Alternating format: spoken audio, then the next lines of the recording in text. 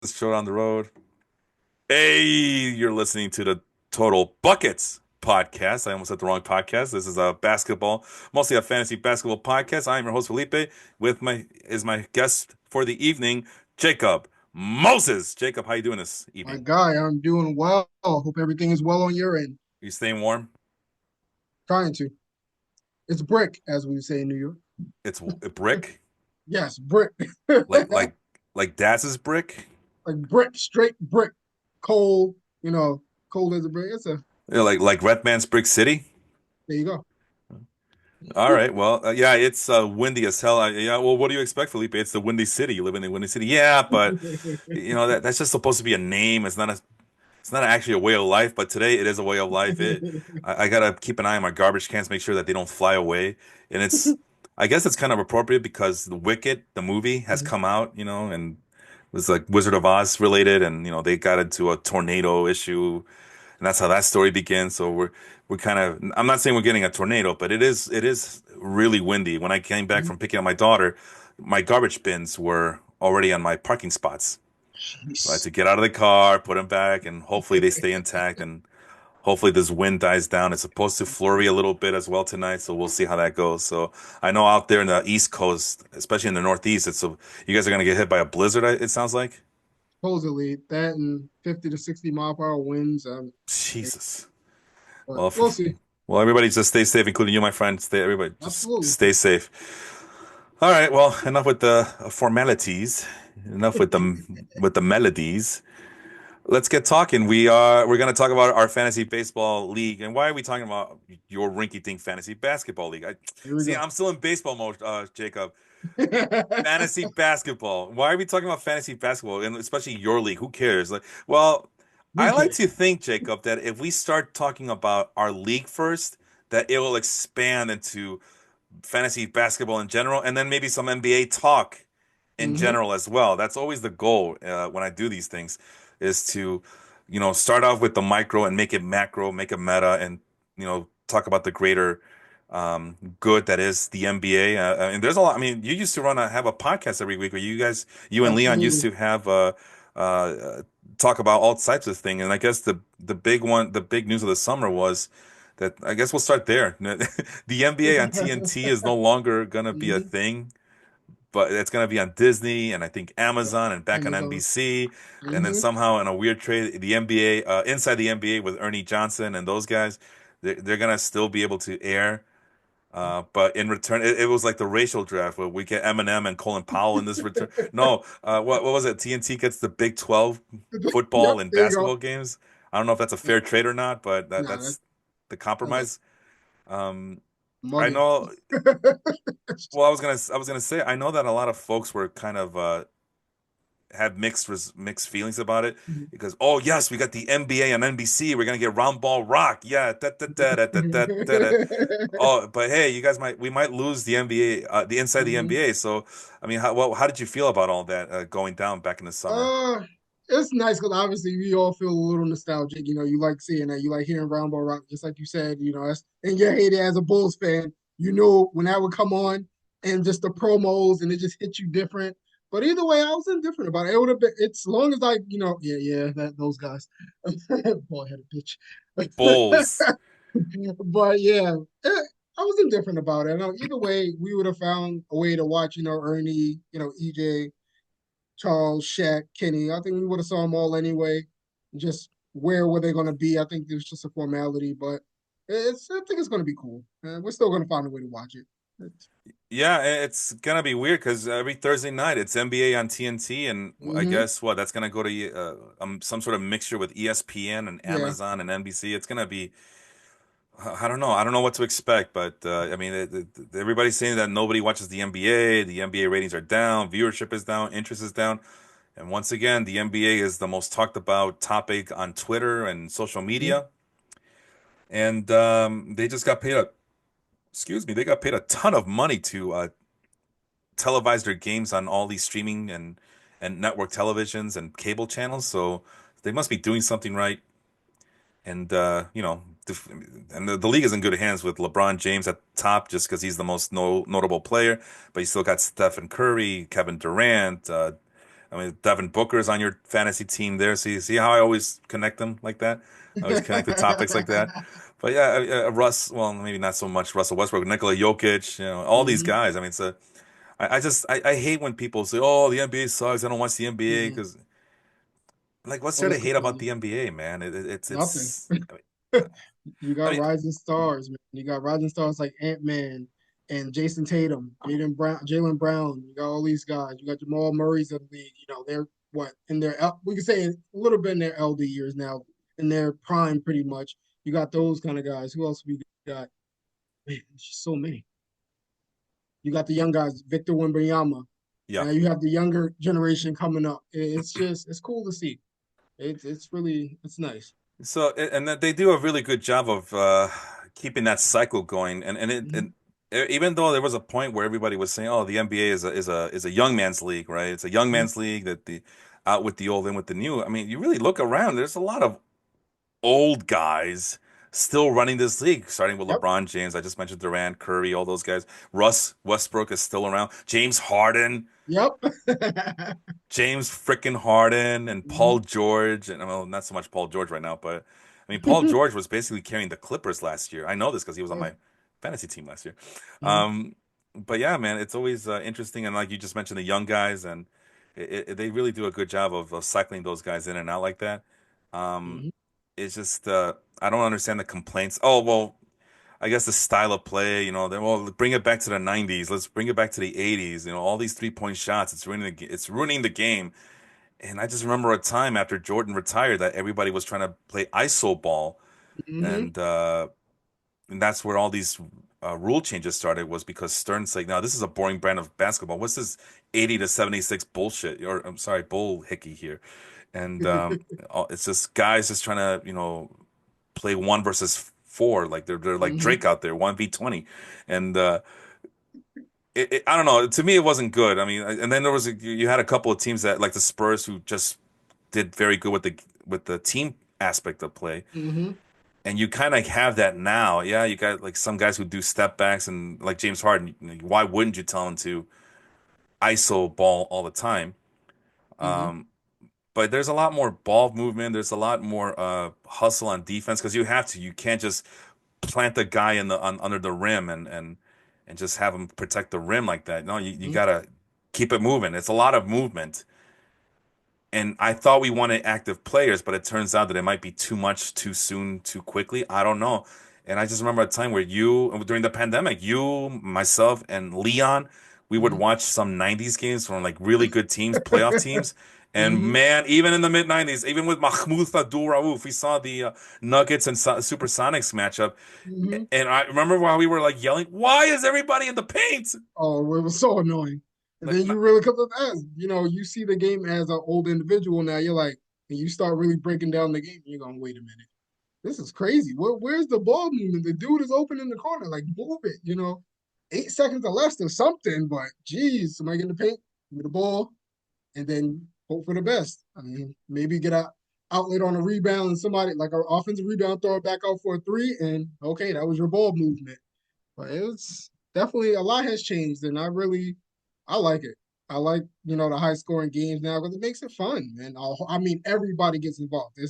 You have your focal points, but then you got to have that bench, like the Knicks last year. Dante DiVincenzo, mhm. Precious Achiuwa. You had all these guys coming out of nowhere. Have Isaiah Hartenstein having great years and turning them into big contracts, and there you go. That's the beauty of the NBA because everybody can make a difference on the floor at any given time. No, bro, we got to go back to the 90s when we were overpaying Joe McIlvain and stuff. Or Jerome James. We got to overpay those guys. No, Travis bro, Knight, that was the good old days. Let's overpay Vin Baker to do oh, nothing for the Bucks. Wait, Tony and the Dice. Supersonics, sorry. Yeah, Supersonics. Yep. Yeah, because he was good with the Bucks, and then he got traded to the Supersonics, and Mhm. everybody in that trade was bad. Sean Yeah, Kemp went bad. it was horrible. Yeah, let's go back to those days, right? But the way that we play NBA basketball right now, this is the way I was playing NBA Live on my video games back in the day. Even NBA, not well, even NBA Jam, but the other one, Oh yeah. NBA Street. Hmm. it's a style arcade type of game, and like, no, I want to shoot threes all day. The man's open on the corner, hit him. Like, I remember you remember like you get more points for dunking the ball. Like, no, I Yep. want to win. I want to shoot 3 pointers all day. Get that. I want my game breaker. What? Yeah, right. Crossing so somebody up. so yeah, just try to just guys, we should just be enjoying this, man, because you Mm, never know. I mean, we could be like you could be like hockey, yeah. where nobody cares about hockey, right? So We made that a thing. yeah, I always pride myself like Jacob. Hey, I play these in these fantasy leagues because it makes me pay attention to like the real league. Hmm. NBA fantasy basketball makes me pay attention to NBA, and this is a really good example. Like in the like we're also in the fantasy WNBA league, Hmm. and that has opened up my eyes to the women's game, right? Hmm. Yeah, and I know people are complaining, oh well, that league is soft, they don't dunk. Like, well, it's a different game. I mean, you can't expect these people to do things that they do on the men's side of the ball. This is a different type of game. And that's actually I was something I was going to bring up too was that, when I'm in a WNBA Facebook group and there's this argument, well, is Caitlin Clark good or is she just a ball hog? Is she good or is she just turnover prone? Well, you know me, I'm a stats guy and I look deep into it. And long story short, in the NBA, as you know, Jacob, one franchise player can do everything for you. Yep. You think about it, Hell yeah. Giannis, Hmm. Nikola Jokic, Kevin Durant, Luka LeBron. Doncic, Luca. Yep. or even your guy Jalen Brunson. I'm starting Mhm. to.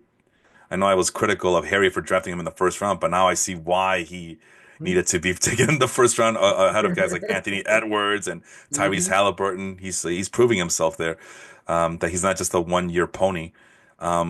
But one guy is a big difference maker, right? He can take over the court. The women's game, when I looked at some of these advanced stats, Hmm. it just reminds you that the women's game is still primarily a team sport. Yep. Oh And yeah. the biggest individual that sport has in terms of offensive manufacturing and just being the tempo, the both the scorer and the playmaker for others is Mhm. Caitlin Clark by a landslide. The only other women that come close to her in terms of getting both points, assists, and things of that nature, and just grabbing all the rebounds and all of that are women like Sabrina Ionescu, Hmm. and I'm gonna butcher this name. I love her game, but I'm gonna butcher it. Arike Ugumbawale, I think it's her Umbawale. name. I just call her Arike. Umbawale. Yeah, you can do Yeah. that. Umbawale.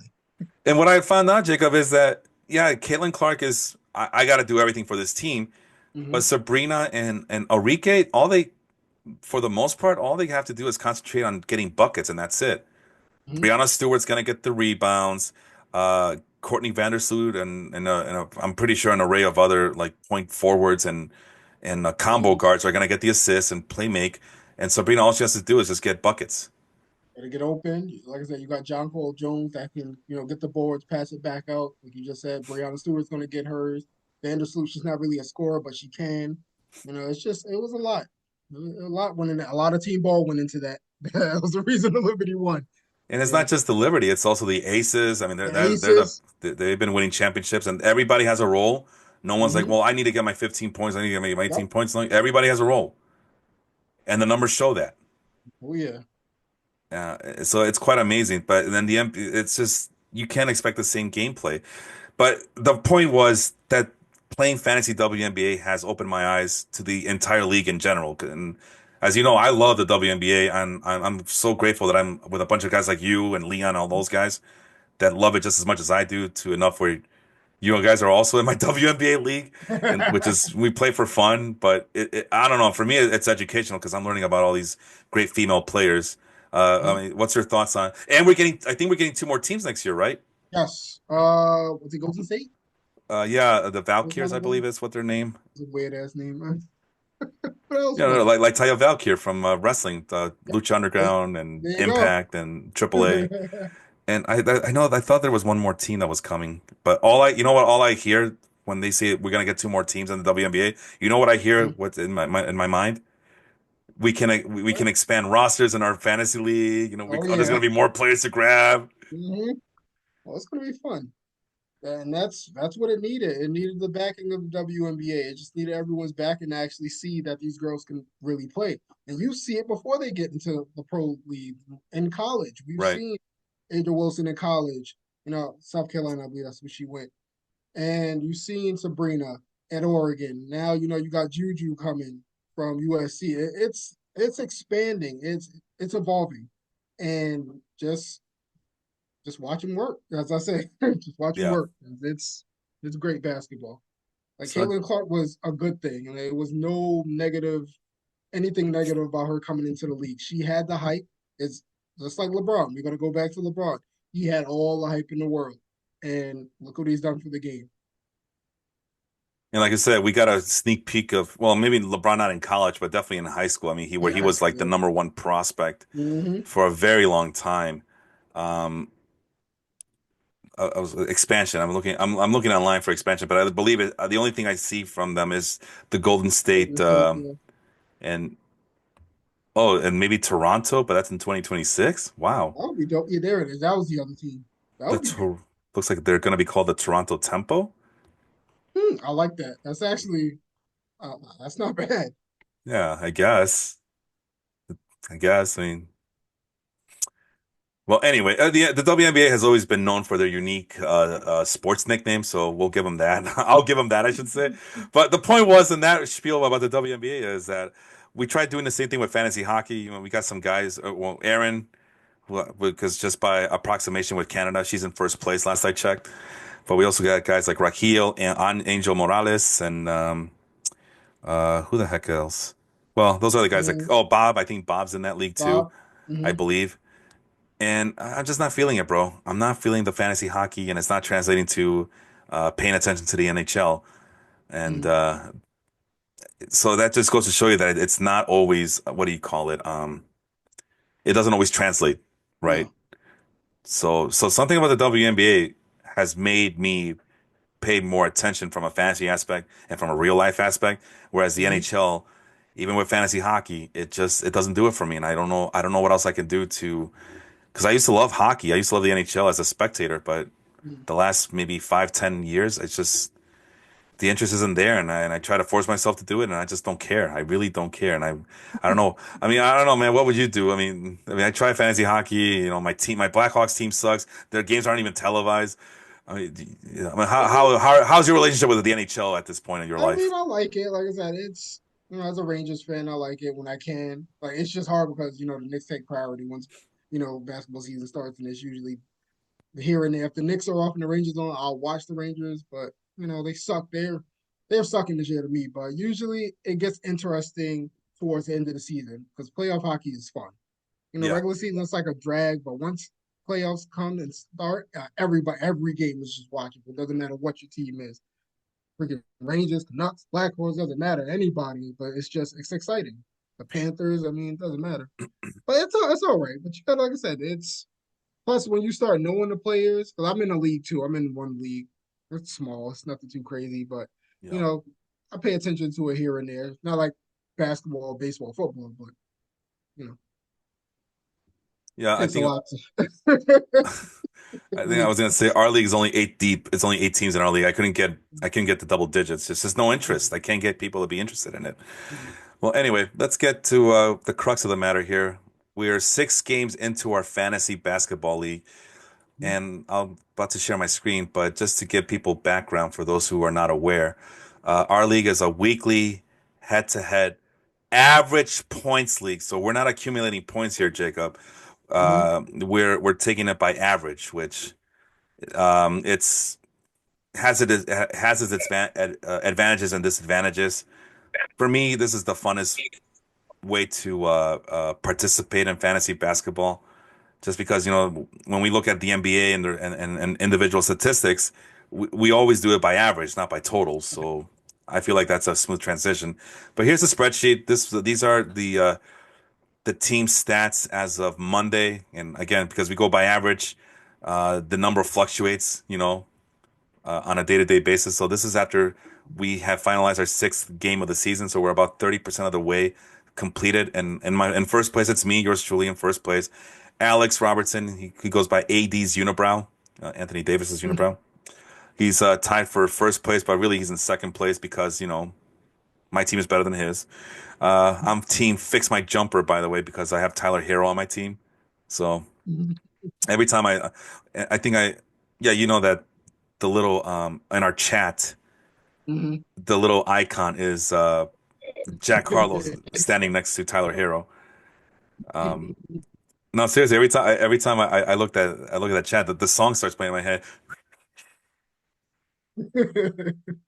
Bob's in third place. Man, Bob's always complaining about his team. I didn't realize he was in third place until right Yeah, now. he's been really good. He had one of the best turnarounds, I feel, man. Yeah, he got off to yeah. Talk about learning curve. I mean, he got off to a Man, really he bad, did it. and he slowly but surely has been climbing his way up into respectability in Mhm. this league. Primo, I believe he's last year's champion. He got the trophy, and he was able to show it off. He's in fourth place, I guess, for lack of yeah, just based on the standings I have in front of me. Leon also tied with a 4-2 record, but we'll put him in fifth place. Leon is at one point was a back-to-back champion, I believe, or at least he's a two-time champion. That's for Mhm. sure. Then we get to sixth place Angel, who we we we mockingly call him Bad Luck Angel, and I mean, I guess we could start right there. He's just based on the numbers, and by the way, these colors, everything's color coordinated, as you know, Jacob. So if you Mhm. see anything with a reddish hue on it, that means it's good. If it's green On to fire. blue, I mean it's below average or even bad. And Angel's team is about average in terms of points for. He's obviously giving up more points. I mean, and that was a controversy in our chat or in our message board. Why are we doing point differential? Point differential is a bad tool because you can't control for points allowed. And I agree, you can't control for points allowed, but it does, kind of tell us if there's been some unlucky teams out here. Mhm. And even though Angel is about mid-level in terms of the points scored this season for himself, he's been pretty unlucky with the schedule. I mean, if you look Oh at yeah. James Pino's, he's only given up what is that, about 40 points less Mhm. than Angel. Something tells me that if you maybe give Angel James's schedule, this might be a different record over here, but we can only Good point. speculate. What was that? That's a good point. Yeah, and he's and Balak Angel right here. He's losing by a margin of 4.7 fantasy points per game. So it's a game of inches with him. And yeah, that's just it's an indication of just bad luck, right? Mhm. It's not the greatest of teams. It's not a threatening team, but it's a very unlucky team nonetheless. So I would imagine that his team could be 3-3 if the ball bounced a different way every week for him. Mhm. Uh, we got James in seventh. We just talked about his team. Harry and Joe's team, they call Buzzing Mecca. They're actually 3-3, but point differential has them as the seventh best team, or I'm Mhm. sorry, the eighth best team. And but like I mentioned in the chat, the last couple of weeks, his team has come through big time as he starts to get healthy, and they start to understand how this league works. Mhm. So there's a learning curve, but it looks like they're getting it little by little every week. Maple Mambas, that's Aaron's team. Yeah, that's just a slightly below average team, right? And she's losing by an average margin of 14 fantasy points per week.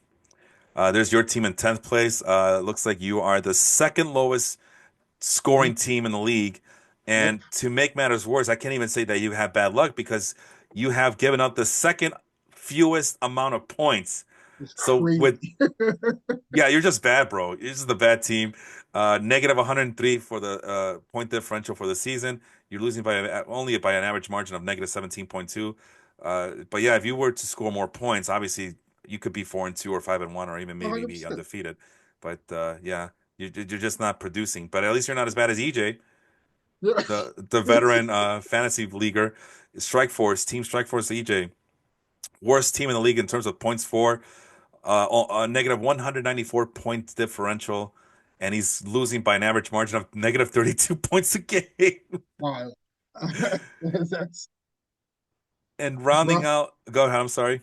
No, I said that's rough, man. But like I said, injuries do play a part. That's all I will say.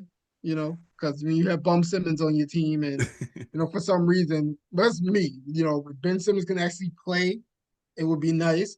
And then you got guys like Miles Bridges. I thought, okay, he was going to do well, bounce back from, whatever domestic dispute thing he had. And he got hurt now. So I got to figure that out.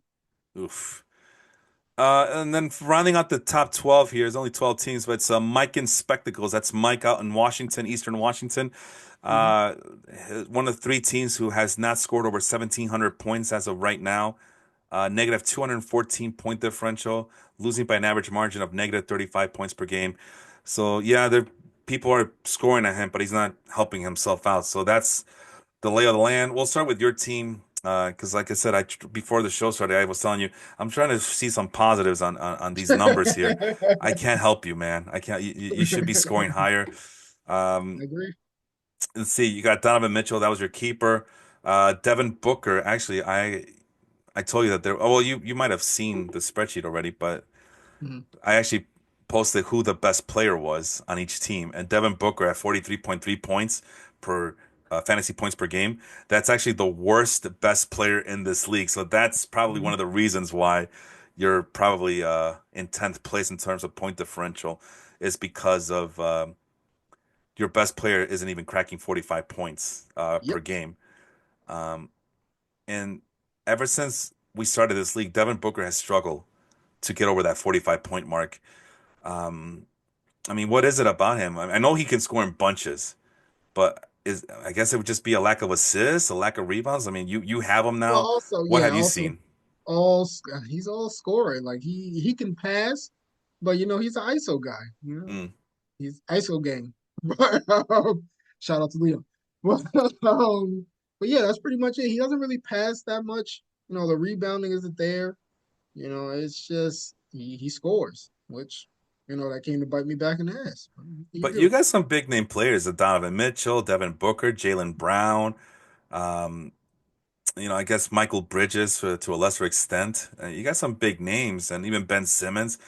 But I mean, Jalen Brown, 41.5 points per game. I mean, Hmm. and these are nice totals, man. I'm not downplaying them too much here, but these are very nice totals. But you look at these other players, at Shea Gilgeous-Alexander on my team, 52.7. Anthony Davis, 53.6. Nikola Jokic, 67.3 67. points. You Good know, grief. yeah, we're trying to get at least one 50-point guy on average.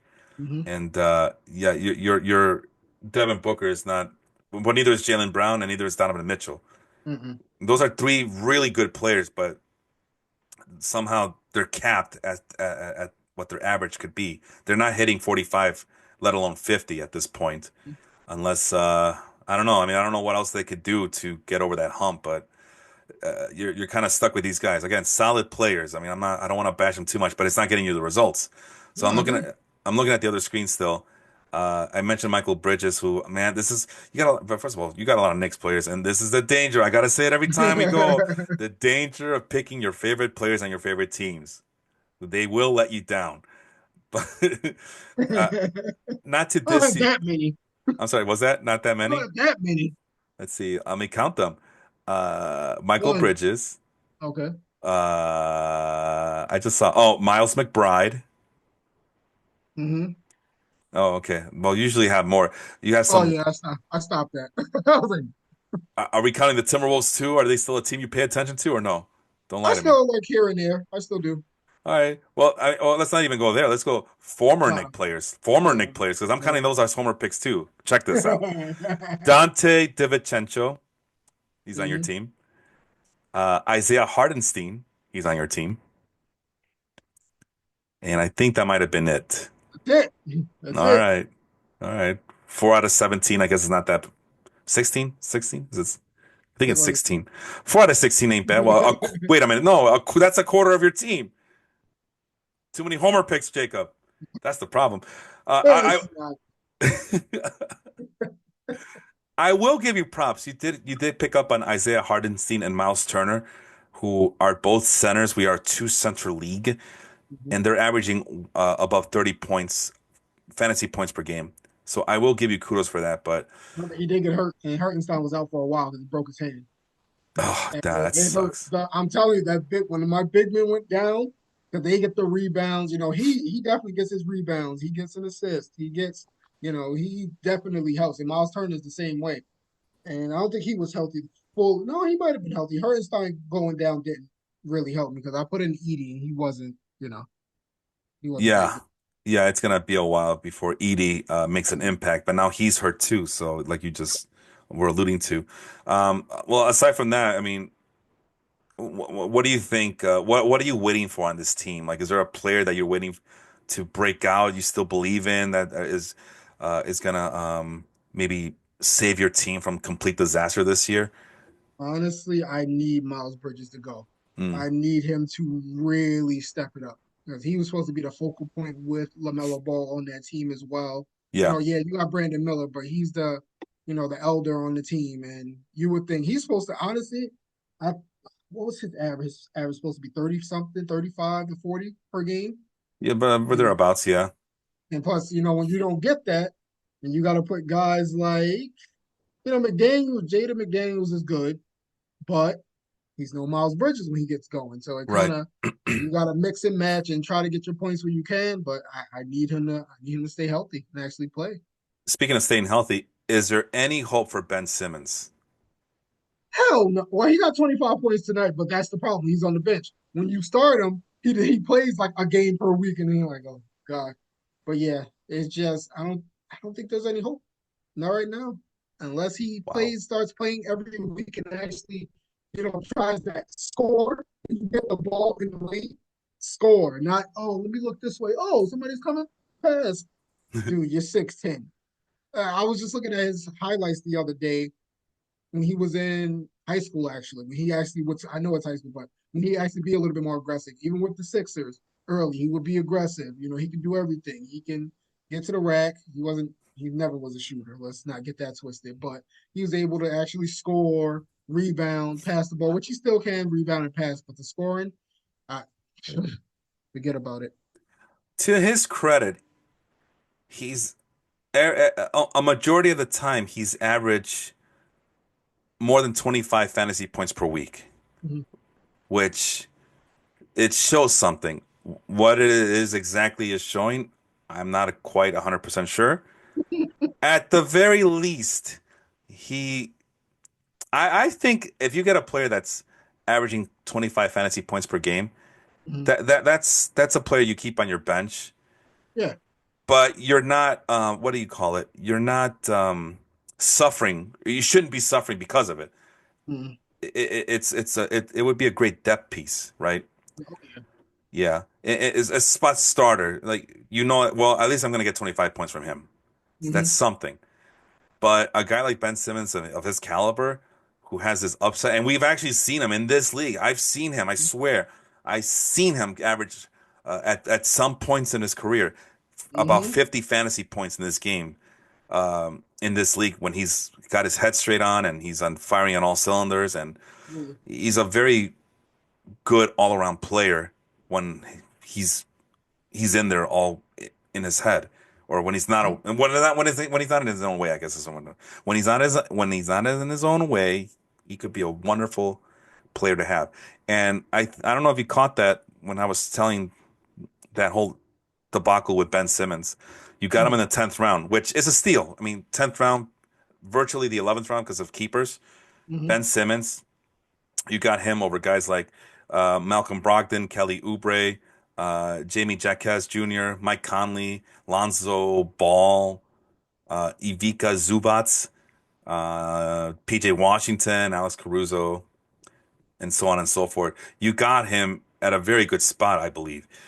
But I was at round robin. Sorry, Red Robin. Sorry. I was at Red Robin with my wife. We were celebrating it was our dating anniversary with the kid. And because it's a slow draft, and we're on the clock now at nighttime. I'm like, desperately checking, did people draft? Did people draft? Did people draft? So yeah, that's what's going on.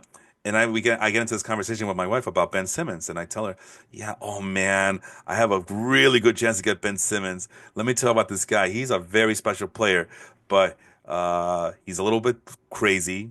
His head's not on straight. He's injury prone. He's afraid to shoot the ball. So all these negatives. And after I say, I give her that pitch, she goes, "Why would you want him on your team, though? Why would you want Ben Simmons?"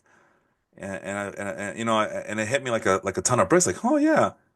But then I remember, oh, man, she don't know ball, man. Come on, this guy can average 50 points. But that was pretty much the turning point for you and me because you get Ben Simmons. And I go, well, if somebody gets Ben Simmons, then I'm going to go with Dennis Schroeder, and that's what happened. You got Ben Simmons, Mhm, a a pick right before I was about to get him. So I go, mhm. okay, then I'll just get Dennis Schroeder, and that's been the big difference because Schroeder has been a godsend for me. Oh yeah. If Ben Simmons isn't there, then Schroeder's going to get all the run, as James likes to say. He's going to get all the run and he's going to get all the points. Mhm. Do you watch any Brooklyn Nets games up there on the East Coast? Here and there. Yeah, I'll turn to like when the Knicks games go. If they're playing, if the Knicks are off, I'll watch the Nets and see what they're doing because they got a nice little young team there. Honestly, Schroeder, Jalen Wilson. Who else they got? They got a whole. I call it a whole bunch of rejects, but they have a whole bunch of rejects that can play. they got two Cams, I mean, Cam Johnson. Yeah, you got him. Cam Cameron Thomas. Thomas, the microwave as I call him, because once he gets hot, you can't stop him. Right, right. Ben Simmons, and that's the thing. Ben Simmons should be a part of that. It's a perfect team for him. There is no just great expectations for that team. Just improve. Hmm. That's pretty much it. Just improve, do what you got to do, and call it a day. But they don't. And Schroeder, that dude. Well, we all know he can ball. Everybody knows that. It was just put him in that spot to succeed. Because with the Lakers, he was always overshadowed. The Hawks, he kind of got pushed out with Trey Young. Yeah, So Brooklyn's a perfect spot for him. I've always liked them. Oh I've, yeah, oh al- I've yeah. always liked them. It just he was missing opportunity, and he's one of those guys that once he puts on his national team's jersey, what was Oh. that joke? Oh my God, they're like the Michael Jordan of Serbia. They're like the Michael Jordan of Germany. How come they don't play like this in the NBA? What the hell? All of a Hmm. sudden, Nicholas Batum is a factor now, Oh my wearing that God. that French uniform. But no, I've always liked him. I mean, and I'm glad to see that he's finally. My only concern with Dennis Schroeder is that the Nets are gonna use him as trade bait, and he's gonna get traded to a really good team, and he's just gonna be like get stuck somewhere in the bench, and Yep. there goes my guards, my guard strategy. Because yeah, I'm counting on a guy like Dennis Schroeder to be productive continually without stopping. So, like I said, that's your team. I think the difference maker, the X factor, would be Ben Simmons. But like you said, if he's gonna be this mid, as the kids like to say, then Hmm. yeah, then you're in deep trouble because I don't know where else are you gonna get this upside from. Ben Simmons is the upside guy, unless Zach Edey, rookie growing pains, right? But Hmm. maybe it's one of those things where he progresses as the year goes on. Maybe he too will average 26, 27 fantasy points per game by the end of the season. I mean, it's hard to get those numbers up, right? But yeah, it seems like you have a safe floor with players, but no high upside. Really, yeah. Um, and I mean, well, I guess that's the other question I was meaning to ask. I asked this of everybody who comes on as a guest. What was your draft strategy coming into this season? Just honestly, like I usually do, just get a well balanced team and try to get as much depth as possible because Yeah, there's always going to be injuries. That's what I noticed playing in this league. It's always an injury that you have to account for, and it yeah, might be one of your big players. And if it's one of your big players, you gotta supplement it somewhere. So I'm consistently checking it, checking it, checking it. Actually, I'm checking it right now. That's how I picked up McCain. I'm a Duke fan, so of course I'm like, okay, I know he can ball. Sixers, Maxi's out. Okay, Jeremy McCain, here you go. And I'm yeah. about to make a move right now. Terrence Mann is out until the 19th. And I got Wells from Memphis because that kid has been really good. Breaking news. Yes, we got breaking news right on the Total Buckets podcast, baby. So, That's what well, we who do. was that? Well, what's his first name? Wells who? I was going to call him Bonzi. Yeah, I really was. I was going to say Bonzi. is he back? Jalen Back from was. retirement? Jalen was. He got a lot of Jalen time when Wells. Ja went out. Yes, he got a lot of time when Ja went out. Yeah. And of course, they had a few more injuries. So I was like, screw it. I got him in my other league. He's been doing really well. Oh yeah, yeah. I see him now. Jalen Wells. It just refreshed right now on my other screen. Well, that's your team, 2-4. If anybody can get themselves out of this hole, it'd be you. I mean, You've had success in this league. It's not like you don't know how to do this correctly or whatever. But Yeah. as you know, every year it gets more competitive, and yeah, Hmm. if you're not keeping up with the Joneses, as they like to say, then yeah, you're gonna see yourself in a hole that you might not get yourself out of. CVS also has you at the bottom of the list, at 11th place in their power rankings. EJ is in dead last because that's also weird. I mean, when Alperen Sengun is your best player, that's that's an issue, right? I mean, I like Alperen Sengun, but not as my number one player, you know. But I believe EJ has also dealt with a lot of injuries, and as you mentioned, injuries Yes. will kill you because they're very unforgiving in this league. It's not like in Mhm. baseball or in football where okay, next man up, or okay, Yep. well, pitchers are down. Well, that's okay. I got good hitters that could make up for that Mhm. fact in head-to-head leagues. Basketball, no, you lose a key player. Good luck. Good luck to you, my friend. So let's check out EJ's team. I don't know why we're focusing on all these loser teams here, but let's see. What do I have? Okay, I have here today. Yeah, I think his Dejounte Murray was his first round pick, and if I remember correctly, it was his first round pick because his keeper was his keeper? It wasn't Murray, was it? Mm, I don't really, was it? Oh man, maybe it was him. Oh wow, I didn't. Well, that's not Huh. gonna help anyone. That's rough. Let me check. No, Dejounte Murray was his first round pick. Okay. Oh, I think it might have been. Was it Joel? Oh, Joel Embiid. Oh, well, yeah, that explains it. Yeah. Oh yeah. Yep. No wonder. Yeah, I mean, Joel Embiid or Joel Simmons. I don't know what to call him anymore. But even then, even when he does play, he's only averaging 35 fantasy points per game, which not. I mean, Joel Embiid in this league has averaged consistently more than 50 fantasy points per matchup, Hmm. right? So 35 fantasy points is nothing to sneeze at, but when it used to be 50, Hmm. yeah, that's gonna hurt you. But it's not just him though. It's like everybody else on his team is just it's just the bare minimum, right? And like I said, when Alperen Sengun is your best player at 44.9 fantasy points per game, they run into the same problem that you're having, except that unlike you, Jacob, I think you hit it on the head with your team. Well balanced. Shoot, I forgot what else you said, but I know that the well balanced kind of stood out because exactly what your team looks like. It just doesn't have a lot of upside, and that's why I Yep. ask you, where's this upside coming from? And it's two players, Miles Bridges and Ben Simmons. EJ, I don't see it here, man. If you look at his team, I don't see it. If it's Joel Embiid if he plays more, but other than that, I mean Jalen Green, I guess he's taking another. He's already taking a bump in the right direction. He used to average about 26, 27 points per game from what I remembered. Now he's at 30, so that's good. Hmm. But so that means that he's pretty much reached his ceiling for the season. I don't think he can get to 35. Yeah, I think he can, Okay. but that's the thing. What it is it? I'm in. I'm in town.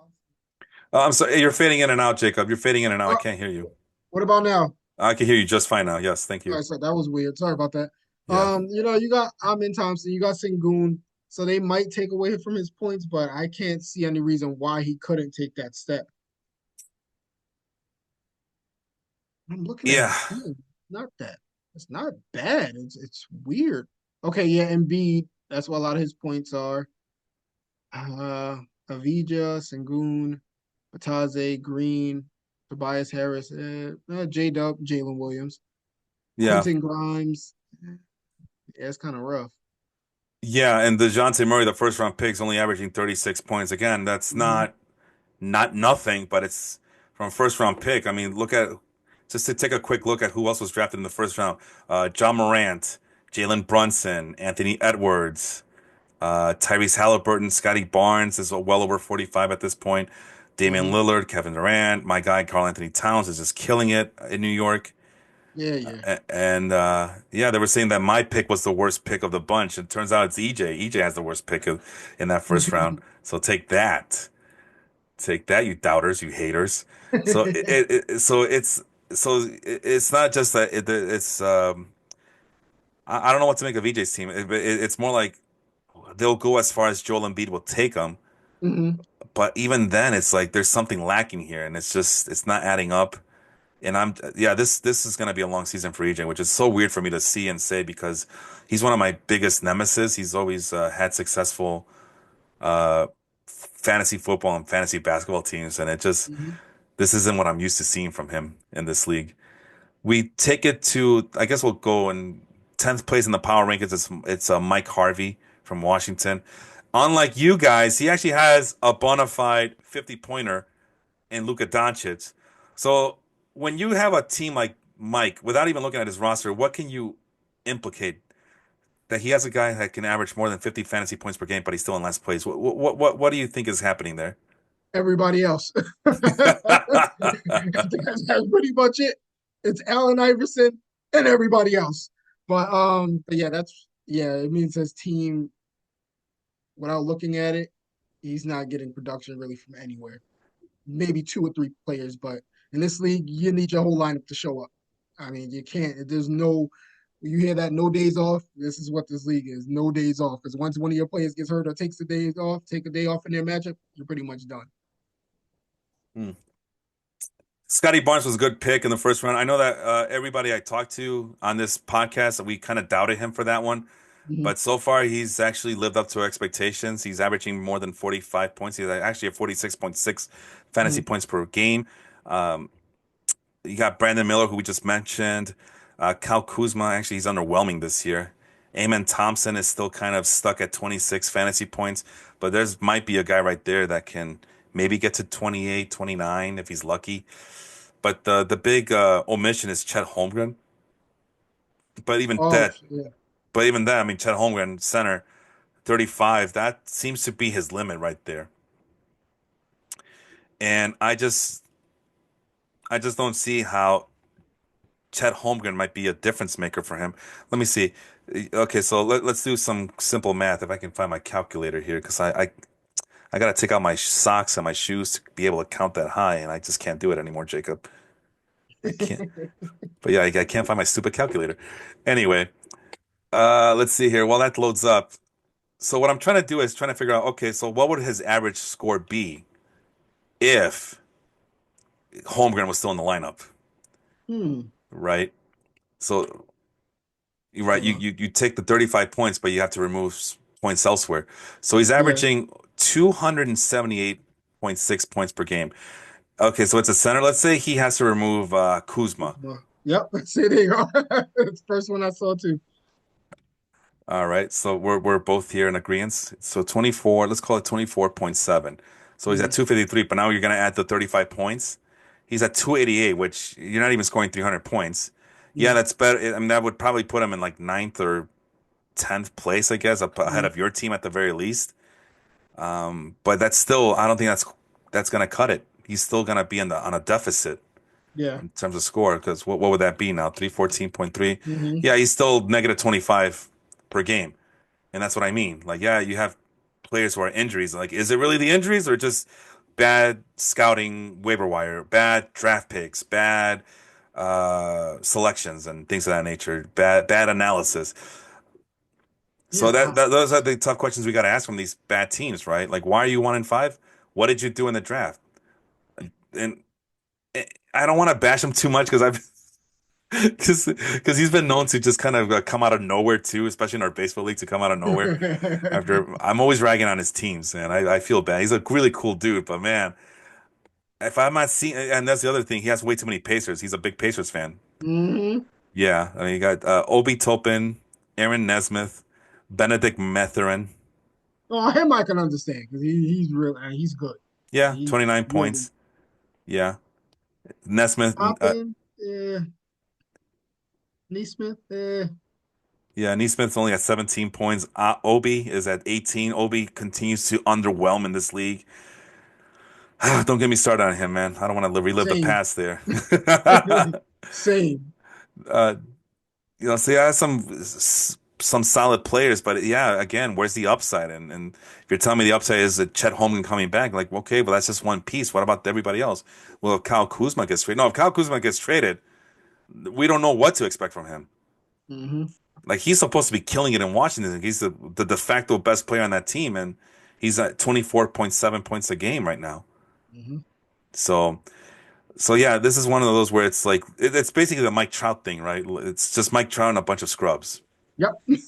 Is there any team you want to talk about? Any other team you want to take a quick look at Mm, that we haven't go to your talked about team. yet? Go My to your team. team, my Go to team. your You team. oh, you want to see what a real team looks like?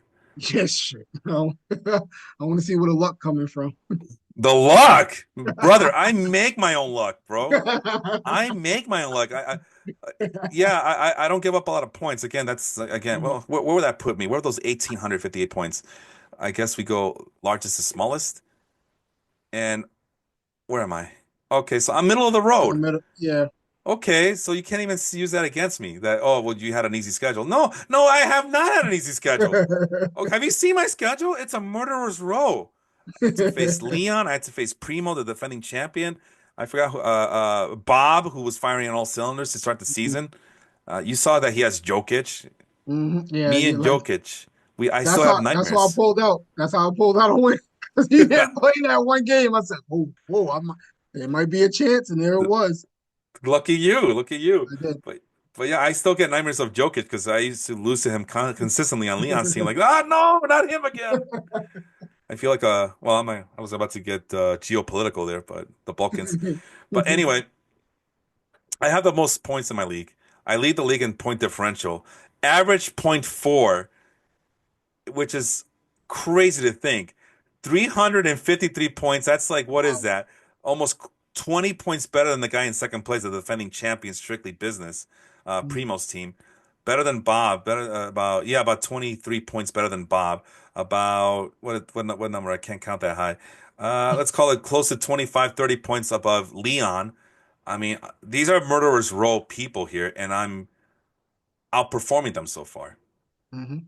My average point differential is 43.7 points. The only guy doing better than me is Alex. And we had a discussion on the message board that he might be more smoke and mirrors. Mhm. But hey, he's squeaking by those wins, right? So uh Whoa, there'll be smoke in mirror. Oh, I'm just kidding. And CB, wait, listen, CBS thinks that his team is kind of fluky. They have him fifth in the power rankings. Number one in the hood G is right here. You're looking at him. I'm the guy you're gunning for. And of course, I'm doing this with no more Luca on my team, but I got his replacement here, Shea Gilgis Alexander. Which I don't know if I mentioned this story before, but when I was talking to a friend, he's not on social media, but I was Mhm. talking about him. Like, man, I can't believe I'm gonna go 4 or 5 years with Luka Doncic, and I got nothing to show for him in terms of championships. I'm not getting him back next year because my team's not good enough to make the play. I'm in that threshold where I'm not good enough to make the playoffs, but I'm not bad enough to get a first early round pick. So I'm Mhm. gonna lose out on Luca because of it. Because we play to win the damn game every week. Because I'm Yep. stupid like that. And then I go, okay, well, I started thinking as the year went down in that final year of that keeper cycle, Jacob. Mhm. I looked at, okay, so who do I have a chance at for next season when we start fresh? I'm not gonna get Luca back. He's gonna go top three, top four. I'm gonna get the Mhm. fifth or sixth pick. And there he was, Shea Gilgis Alexander. Like, yeah, I can see myself getting him. And sure enough, that's what happened, Jacob. That's what you call Mhm. manifesting your destiny, Jacob. That's how you That do it. that was great, man. Your team is good. Like I said, it's kind of a team I would have. If, Carl Anthony Towns that pissed me off because I knew it because Tibbs' offense for him. Well, as soon as you picked him, I just put my head down the end. He's gonna fucking kill it. And I just remember shaking my head because him and Tibbs in that offense, he's gonna shoot threes, he's gonna score, and he's gonna rebound because how the team is constructed. I mean, Tyler Hero, that's my guy. I love Tyler Hero. Cade Cunningham is having an awesome year. He's fine. He's actually taken that step to being a cornerstone. It's awesome to see. Aldama, yeah, whatever. Bam Adebayo is Bam Adebayo. I had him last year. I knew what he was gonna do. So I took my page, you ripped it out of my damn book, but you're running with it. Mobley, great. Keontae George, not even a surprise. The kid, first round pick for a reason. Listen, man, It's a I had Bam Adebayo last year. You're talking about a different I league then, thought right? what I could have sworn I had been. Maybe in a different league. No, I had both. I ran it. Well, we could double check, but I could have sworn I ran it back with. I went Mm-hmm. back to back picks at center with Cat and Bam. That should have been my team name, Cat and Bam. Um, but I ran it back with those guys because no, let's just go with it. Let's see. I'm looking at the 2023 team here. 2023 season. Hmm. Let's see if how accurate this is. What was my team name? Oh, the Super Amen Brothers. Yeah. Yeah, it was all a dream. That's so much hope for Amen Thompson last year. What was I thinking? Okay, let's see. I have. Oh well. All right, right. I was thinking of some other season. Hmm. Because I had Chet Holmgren and Alperen Sengun, I believe, Hmm. and Karl Anthony Towns. But at one point, I did have Bam Adebayo Hmm. before last season, Ah. and I decided let's just run it back. Let's bring back Bam. I love Bam. I absolutely love him. Hmm. This might be the final year where you can actually trust him to be a first tier center because I feel like it's probably going to be downhill for him next season. Hmm. But while I still got him, I'm going to let the good times roll. And like you Yeah. mentioned, Cat has just been. All I did was watch 5 minutes of preseason NBA of Knicks basketball, Hmm. and Cat looked amazing. And that's the eye test people tell me about. Jacob, I used the eye test to get Karl Anthony Towns. That's it. That's all you need. I'm I telling you. needed 5 minutes, and I was convinced. Forget your sample size. That's all you need. Shoot. But no, yeah, Santi, I think he's a late addition because I think Draymond Green is injured, and shame on me. I thought that the calf injury from Draymond was not that serious. So Harry might have a chance to beat me this week. I believe I'm facing Harry this week. He Oh, might have a chance to beat me because I might not have Draymond Green for the rest of the week. I didn't think okay. that the calf injury was that serious. So that's on me. That's a boneheaded move. So that's what we talk about decision making, right? Are you Mhm. scouting the waiver wire correctly? Are you scouting your own players correctly? Did you make the right draft picks? And number four, are you evaluating your own team correctly? And Mhm. and this week I did not because Draymond Green might get me a zero burger this week. So, oops. But everybody else, I mean, like I've been saying over and over again on these episodes that I do these basketball podcasts, my goal was to focus on the big man because I never focus on the big man. I just try to get the best player available, whether it be shooting guard, small forward, perimeter player, or whatnot. I get the best players at those positions, and then I try to see if I can find a center or a power forward. When I say big man, that's what I mean. Power forwards Mhm. and centers. See if I can get them later in the draft, and then turns out I know those guys are hard to get later in the Yep. draft. They're It very hit and is. miss, but there's plenty of perimeter players that can contribute in their own way. So that's why I know Harry was mad at me for picking all these centers. I believe same thing with James. Like, what the hell were you doing picking all these centers? Like, I had to get Evan Mobley and who's the other guy? Onyeka Okongwu and Mhm. Jalen Duren. I might have reached for him too early, but I don't care. Like, I want him. I'm gonna need him. And then, well, if you guys are gonna give me Draymond Green, I'll take him. And Draymond Green, really, that's so between him, Draymond Green, and Dennis Schroeder, those have been my two big difference makers. And even Tyler Hero too. He was just sitting there waiting for me to draft him, I guess. Smart, man. That's money moves, as I call it. You made a lot of money moves, and they're paying off. Yeah, and the other thing I've noticed about myself is I'm making about one waiver ad drop a week as my bench. It's mostly from my bench though. So as Yeah. my bench players start hitting, I had to give up on Cole Anthony. He just wasn't doing it for me. I had to give up on Keldon Johnson, unfortunately, which he wasn't doing it for me. But neither are his replacements. Both Spurs Mhm. players, they both suck. No. So it's gonna be musical chairs, but that's to be expected. You're not always gonna hit. Actually, since we have it on, I'm kind of curious. Who has been the best player that was selected in the latter stages of the draft? Okay, they got it by points, average points, and it looks like at 27.4 points a game, Tari Eason of the Hmm. Houston Rockets might have been the best selection in the 15th round. In the 14th round, uh, Scottie Pippen Jr. Wow. Oh my God. Aaron drafted Scottie Pippen Jr. Yeah. That's Yeah. that is crafty. She's crafty. Crafty Crody. Um, the 13th round, who's been the best player there so far? Got a couple of zero burgers, but we got a little bit of a tie with Grady Dick. Hey, yo! And Daniel Oh. Gafford, who I was thinking of getting until Mhm. James decided that he was going to get him for himself. Let's do one more round, the 12th round. And okay, we've got Andrew Wiggins, Trey Murphy. Okay. It's not bad. Oh, Solid. Cameron Johnson. Oh, man. I knew I should have picked him. Damn, that's going to haunt me. He was there on my queue, too. I was just getting ready. No, I wanted to get Cole Anthony over Cameron Johnson. Yeah, I was on the Cole Anthony train too, and no, I don't. Not it. Ever since Jalen Suggs really started actually producing, that was it for him. Game was over. Yeah, yeah. Oh man, it's disappointing. Well, anyway, that's my team. You mentioned all the good players on my team, but it's the whole squad. I rarely do anything. I'm on cruise control right now, Jacob. Okay, this lineup got me 350 points last week. Let's run it back another week. Let's run it back another week. But I think I'm about to.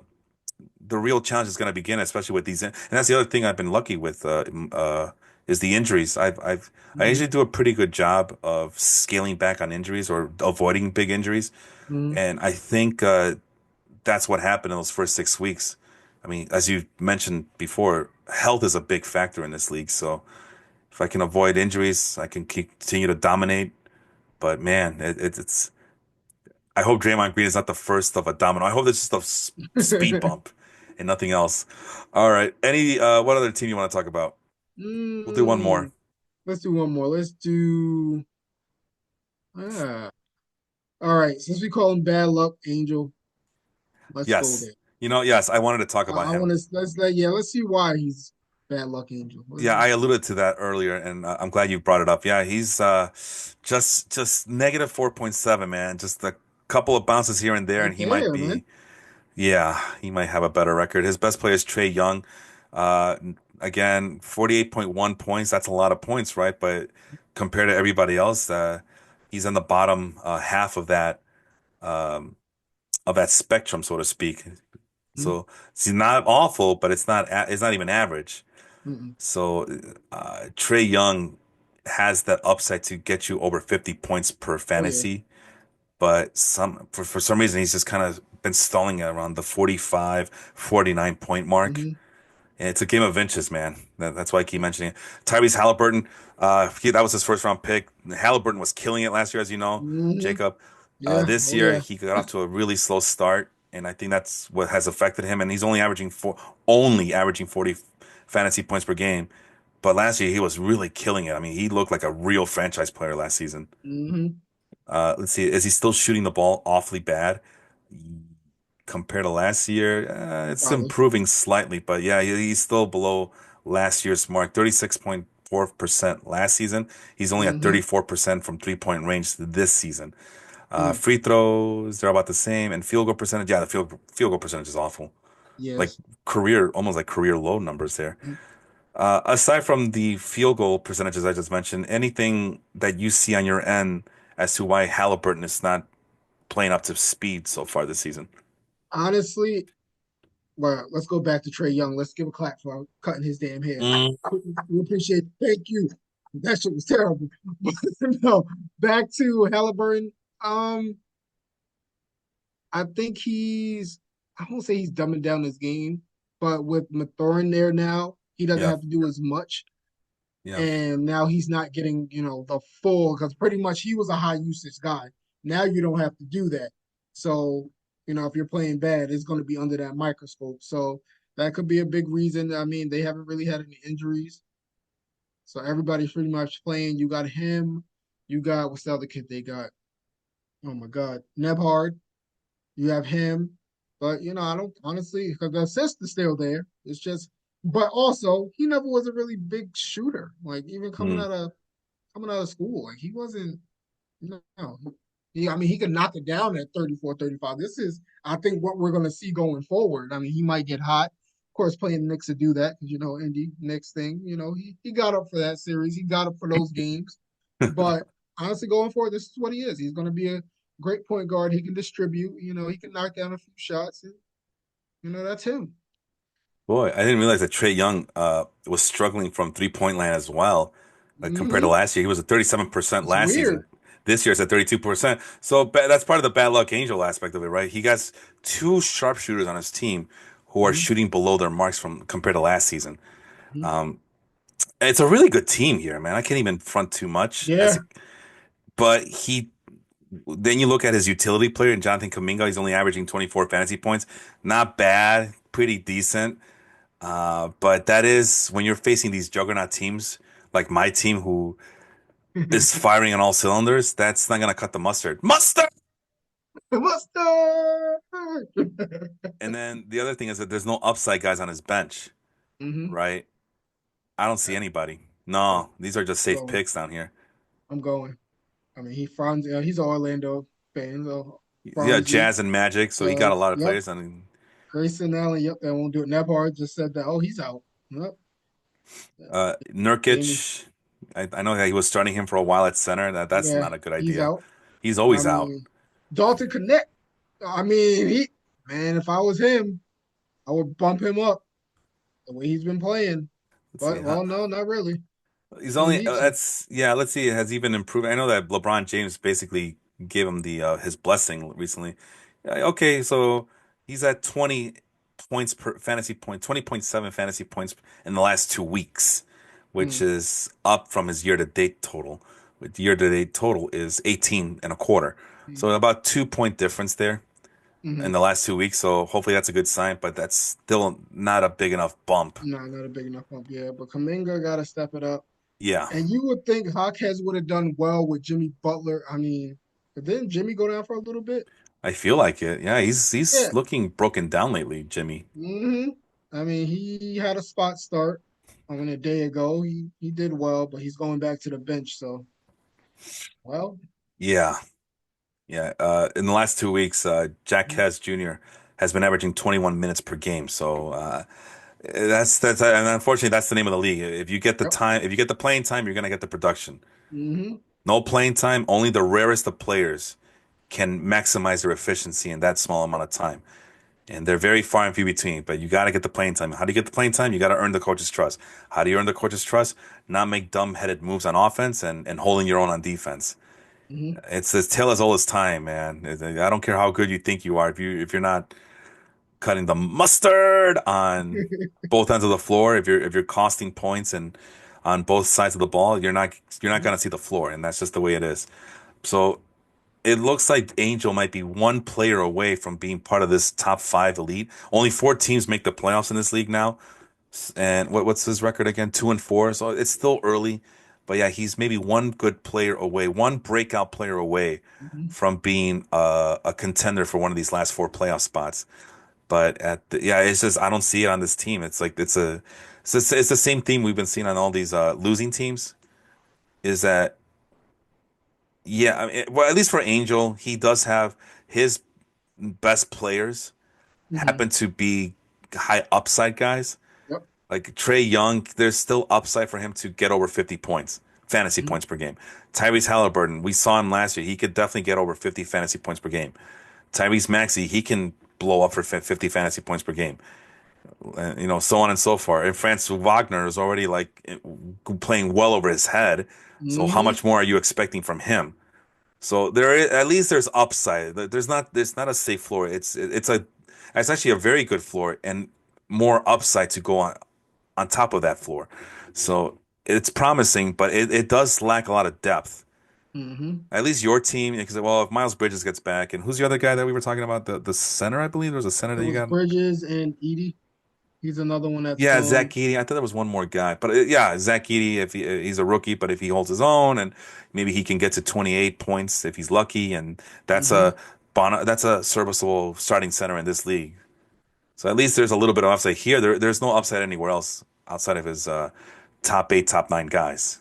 hmm So that is part of the problem there. But that's why I always draft for the upside, even if which you know you win some, you lose some, right? But I'd rather go down in flames in a blaze of glory than I played it too safe, and all the guys who I played it safe with, they're capped at 24 points per game, which is not bad, but it's solid but unspectacular, pretty much. Uh, the other what else in here? And then you see the usual suspects. We mentioned the guys, the champions there. You can see Primo and Leon. hmm Uh, we mentioned them before. They're scoring a lot of points. They're winning their games. um, in double digit manner, right? All the winning teams are winning by double digits on average. And the best players, I mean, we mentioned Nikola Jokic at 67 points, Victor Wembanyama at hmm 50, Giannis at 60, Paulo Banchero. for Pinos at 50.9. Harry's team, Joe's team, Buzzy Mecca. Oh, I highlighted this in yellow for a reason. What was the reason? I don't even remember. But I guess I was trying to implicate that maybe his team could improve. Let's check his team out next, and then we'll move, change course a little bit here. Mhm. But Team Buzzing Mecca, he got off to a really bad start, and that was expected because they were still learning, the ins and outs of this league. There's a learning curve to be had in this league, but it looks like once they got the gist of it, they became kind of like they've been turning it on the last couple of weeks or so. Yeah. But yeah, he's averaging over 300 points a game, so it's still average. But I feel maybe you tell me different, but I would Mhm. think that if you get to 300 points, that's a pretty solid week, right? Yeah, 100%. That's what you want to get because usually you score over 300, you're winning your matchup. Right, right. And he's losing by double digits, just like some of these other guys I mentioned, like James's team and Angel's team. It's better than losing by 20 points a game, like EJ and Mike down there at the True. bottom. And then Jason Tatum. And I know that his issue was we talked about it. It's like, yeah, I drafted these guys, and all of a sudden these big name superstar players, and they were drafted pretty cheap. And next thing you know, they get hurt. Zach LaVine was Hmm. hurt for a while. Hmm. Jimmy Butler was hurt for a while.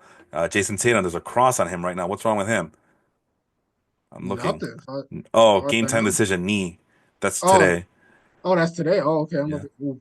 I, Yeah, I, you I lose somebody like Tatum. That's what bit me with Jalen Brown. Like he goes out, I'm like, oh God, I'm screwed. yeah.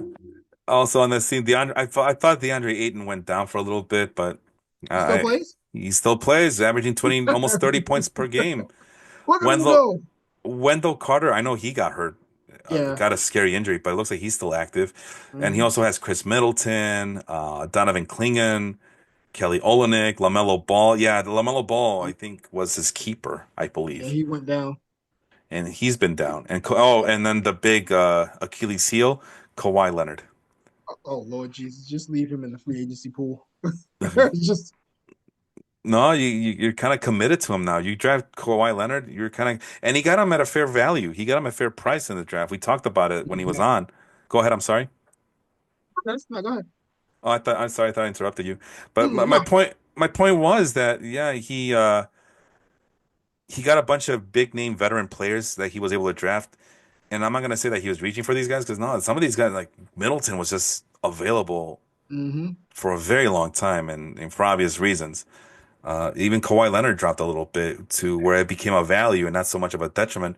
Even Zach LaVine dropped a little bit where it became a. But yeah, he started improving once these guys started getting healthy little by little. So at least he has that going for himself. So there's a little bit of promise there that he could, his team could see improvements as the week goes on, as the weeks go on. But yeah, there's a lot of yuckiness in this on this team as well. You know what I mean? Like Royce O'Neal, Oh God. decent, but it's just he's not consistent enough in this league. Hmm. Malik Beasley, we want to like Malik Beasley, but he just has never shown an ability to be like a game breaking, game changer type of player. Hmm. Really, it's you got to get LaMelo Ball back, and Kawhi Leonard needs to play at least once a week. And if he plays once a week and he's just padding the stats, that could go a long way for Harry and Joe's team. Hmm. But when is he coming back? When is he actually playing? Same thing with Chris Middleton. So, did I miss anything? What do you think? No, no, you're right. LaMelo Ball, he's out until December 19th. So that's a long time. That sucks. That really sucks. But yeah, Tyus Jones, though, I mean, that's turning out to be a really good pick. I mean, I'm surprised that he's Mhm. getting 30 points because that's a lot of mouths to feed in Phoenix, you know? I'm not surprised at all. Yeah, you're not surprised at all? Come on. Absolutely. No, listen, I've seen the kid play enough. Well, you play. You just know you see him enough.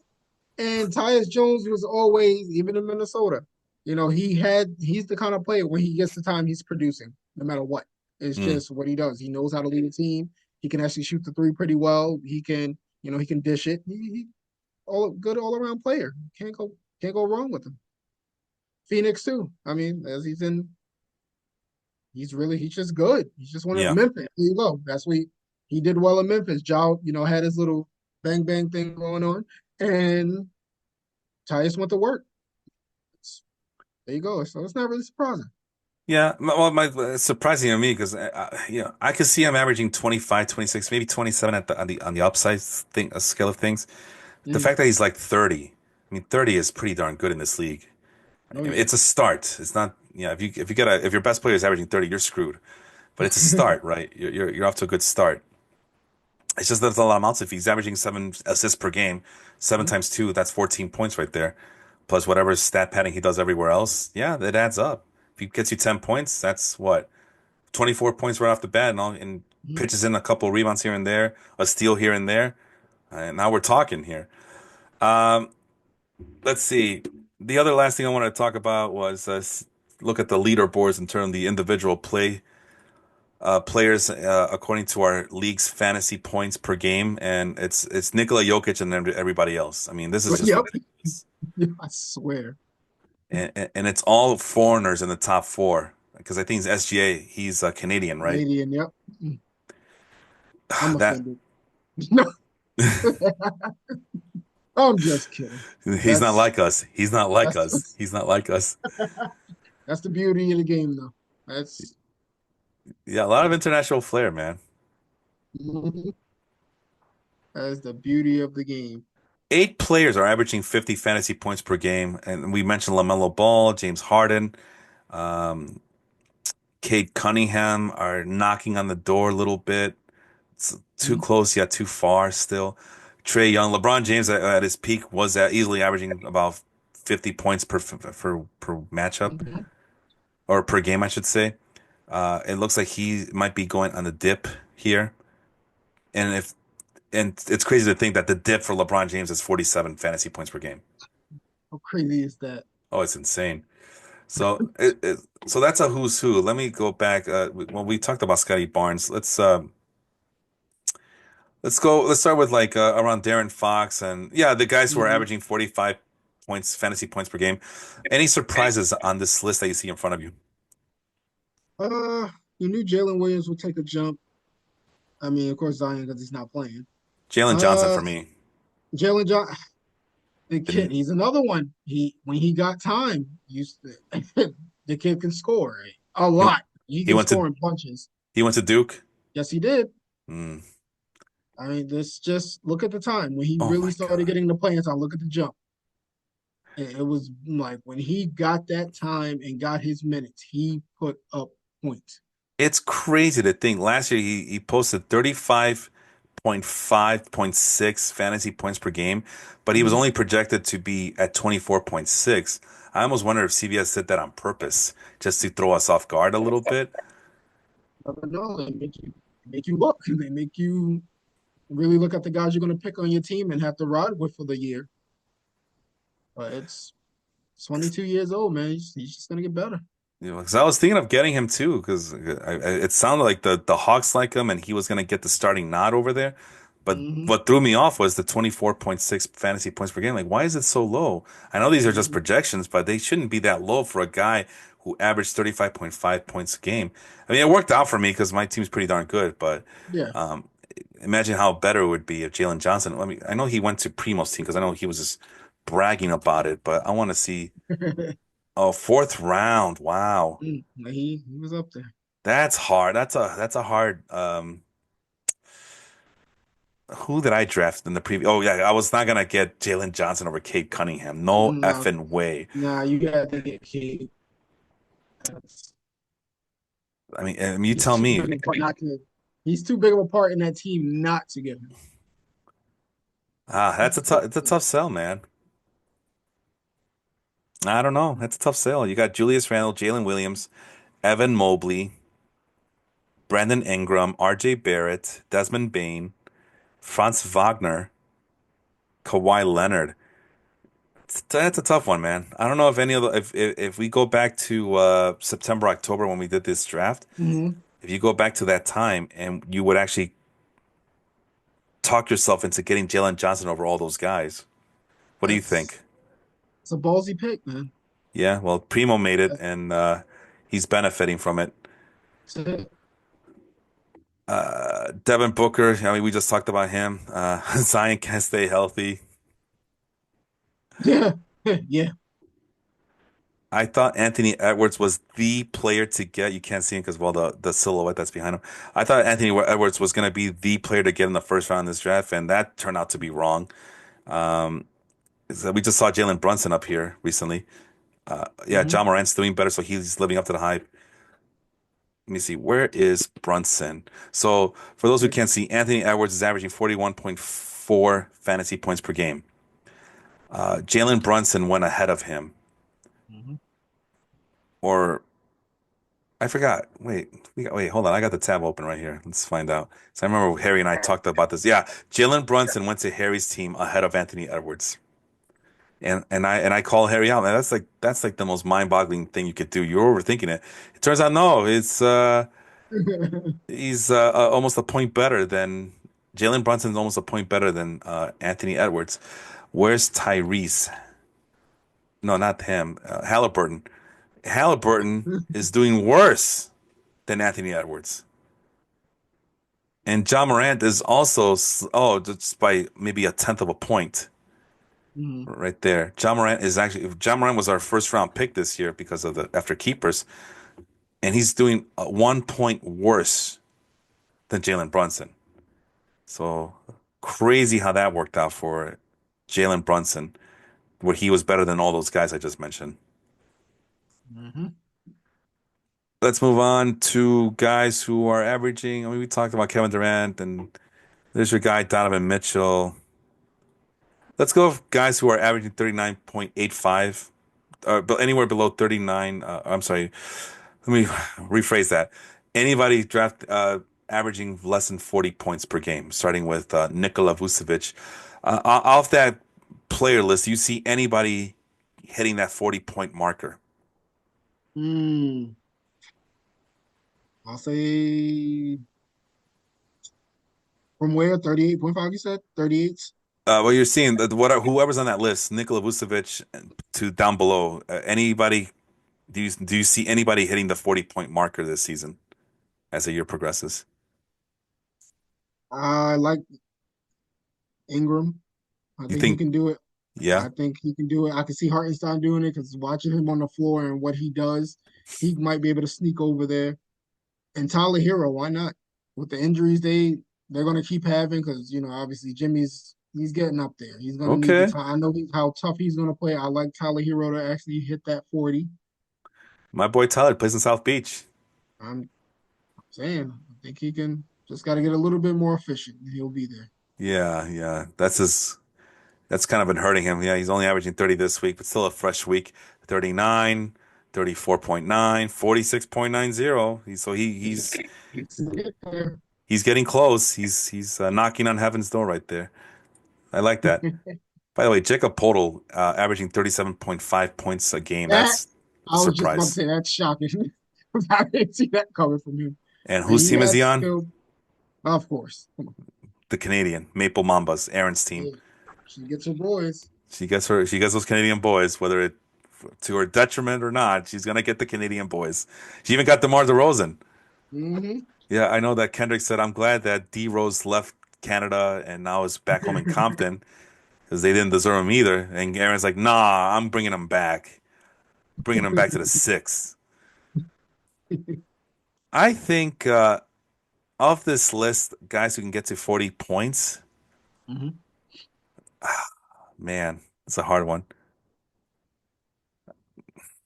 I mean, I can see DeRozan doing it too because he's a big focal point there. And he's getting pretty close. The problem there is that the ball goes through Darren Fox Hmm. and And Domantas hinder him. Sabonis.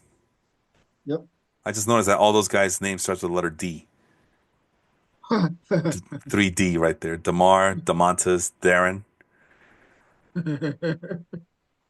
I'm gonna go Homer. I'm gonna say Evan Mobley, especially if Jarrett Allen goes down with injury for a long period of time. My guy Mm. Evan Mobley could be the next Okay. guy on this list who gets to 40 points, fantasy points per game. Let's do one more batch of players. Let's do let's do guys who are below 36 fantasy points per game. So these are guys Okay. 35, 34, 33 fantasy points per Okay. game on this list. Do you see anybody going above 35 points per game? Like going to the Embiid. 36 point mark, 37, 38 point mark? Embiid. Easy.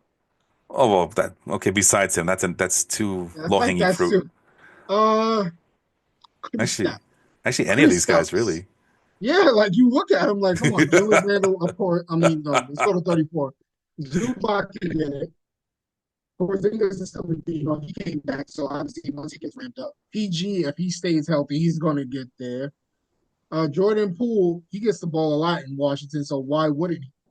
I mean, Zach Levine, he always gets his when he's on the floor. John Collins, he can get there too. I mean, he's a double threat when he plays. So yeah, that whole list of guys can actually get there. Derek White is a big shocker. I Uh, no he's a man, big part. He's a big part in that offense, though. If you watch Celtics games, I you'll can't see how believe big it. he is. Really a big part in that offense. I know. I just can't. Big team. This is the Derek White I remember, the guy who can barely average. And this is why I ask these questions. Because at one point, I would have asked anybody who's averaging 25 fantasy points per game, Hmm. does he have a chance to go over 30? And if you would have asked me back in 2019, 2020, I would have been like, nah, probably not. Lo and Hmm. behold, 2023, he's Look at starting him. averaging 33 points per game. And then, Mhm. yeah, that was last year. Sorry, that was last year. But that was the first time he's ever done it. He's come close before, but he's never gotten over 30. All of a sudden, he's now at 35, 36 points per game this season. It's just bonkers to me, especially on that team with Tatum and Brown, the Celtics. So they get It's so a, much attention, and then you leave him open. He yeah, hits his true. shots. Like he's one of the players that you really don't want to leave open. Yeah, Peyton Pritchard's basically living off of that too. I think he was on Mike's team, and he's Hmm. been just playing off his head lately. Yep. I think maybe Chet Holmgren when he's healthy. Oh yeah. That's an easy one, but he's gonna be out till oh my God, January. This guy can't catch a Oh break. damn. I didn't know he was. What the hell did he do? Hip Oh hip yeah. injury. I think, yeah, being a big. Yeah. Yeah, when Not fun. you know what it is about him, man. When he has to dip his hips when you dip with him. You don't want him doing the dip. You see what happens. Who is a faller here? Who is gonna fall on this list? And On this list, hmm, this might I be would the have said I was gonna say Van Vliet, but yeah, I can't. Well, he does start, and he is the point guard. Nope, not gonna pick him. I think he is the pick here because they just got so many guys that need the ball in their hands. Mhm. Amen Yeah, Thompson, Jalen Green, and we talked about it last year that FVV is the guy to have on that team because they have all these mm, young guys, and Alperen Sengun is also going to need the ball in his hands too. They have all mhm. these young guys who need the ball in their hands. So Van Fleet is a perfect guard to have on that team because he's a veteran, leadership, all those intangibles, and he could still produce. Eventually, the Rockets are going to be like, okay, let's. I Get think the your ball time is up somebody. here, buddy. Yeah, so okay. I would also say Jordan Poole is a faller. Like, yeah, he gets the ball a lot, Yeah. but man, he is so damn inconsistent and Oh my, yeah. inefficient. When he gets, I was just about to say that. When he gets cold, man, forget about it. Let's see, how's he been doing lately? Oh Lord, this is embarrassing. 17 points this week. It's a young week, but still. 33.2 from a guy who's your primary ball handler. That's not going to cut the Mhm. cheese. 30 points in week five. There you go. 40 points in week four. 28.6 points in week three. That's Yes. embarrassing. So yeah, No he wonder had, Draymond snuffed you. I'm sorry, what was that? No wonder Draymond snuffed you. It's almost like he's justified or something. All right, let's go really adventurous here. Guys who are below 30 points or less, starting Okay. at 29.98. That's a good Okay. place to stop, by the way. At 29.98 and below, Hmm. you got DeAndre Ayton, Draymond Green. Can you see one of these players go above 30 points per game on a consistent basis this season? Thorin, Matherin, excuse me. And I will go Bridges because once he starts going, he goes. Yeah. The problem with Bridges is that, He plays with so many. Yeah, I mean, look who he has on the team too. He doesn't, yeah, yeah, and I but he think, can do it. I mean, he could do it He's on bad close. teams.